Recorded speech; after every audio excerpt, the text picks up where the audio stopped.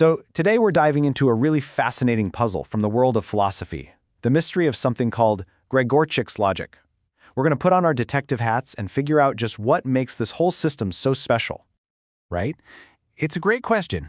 You usually think of logic as the exact opposite of a mystery. It's supposed to be the bedrock of certainty. But this particular system is so unique, so different, that it's actually been called out as a genuine scholarly investigation. All right, let's open up the case file and get to the bottom of what's going on here. And look, this isn't just me being dramatic. A real academic paper was literally presented with this exact title. That tells you there's something genuinely intriguing here, something about the very foundations of this logic that needed to be cracked. So what exactly are we dealing with? Okay, so here are the basic facts. This system comes out of the really influential VV Warsaw school in Poland. Its official classification is a non-Fregian logic, and that right there is a huge clue that we're going to come back to. And its full name? The Logic of Description and Equimeaning. Now, to really get why this logic is such a big deal, we first have to understand the rule that it was basically designed to break. In most of classical logic, there's this fundamental idea called Frege's principle. And basically, what it says is that the most important thing about a sentence is just whether it's true or false. That's it. So the sky is blue and grass is green might mean different things to us, but for a traditional logician, if they're both true, then in a very real sense, they are logically the same. And this is where our story takes a sharp turn. Grozic's logic is part of this rebellious group of systems called non-Fregian logics. And they look at Frege's principle and pretty much say, hang on, no, there has to be more to it than just true or false. This chart lays out the two worlds perfectly. On one hand, in standard Fregian logic, all true statements just get lumped together. But in the non-Fregian world, sentences have what they call richer semantic correlates, which is a fancy way of saying they have unique meanings that go way beyond a simple true-false checkbox. So if you're going to build a logic that's all about meaning, you're going to need a new kind of tool. And that brings us to the central clue in our whole mystery, this concept of equimeaning. See, Greg Gorchic didn't just have a cool philosophical idea, he actually forged a formal mathematical instrument to put that idea to work inside a logical system. And this is it, the connective of equimeaning.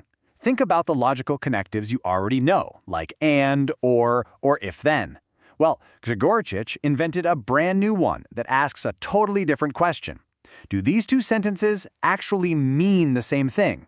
Not just, hey, are they both true? Now, to be fair, he wasn't totally alone in this non-Fregian universe. Another logician, Susko, developed a kind of similar idea called the identity connective. But here's the crucial difference. It's all about the focus.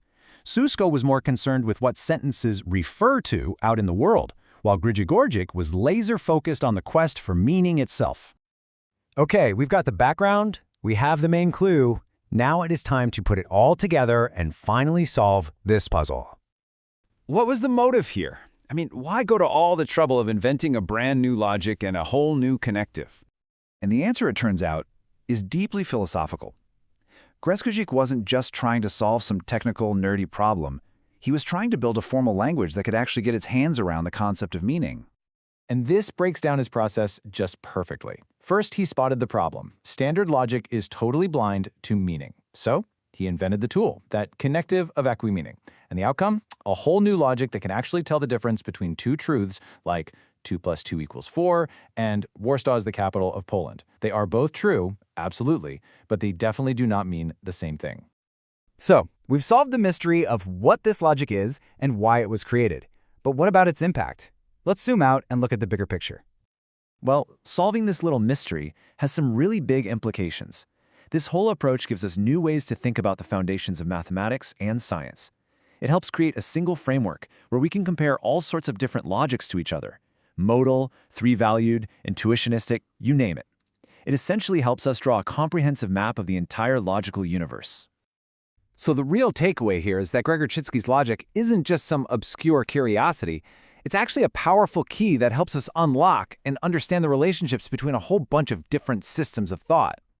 And that leaves us with this final, powerful question to think about. If two facts are both undeniably true, does it actually matter that they mean completely different things? For most of us, I think the gut answer is of course it does. Well, Greg Gorchic didn't just agree. He built an entire, elegant system of logic to prove it.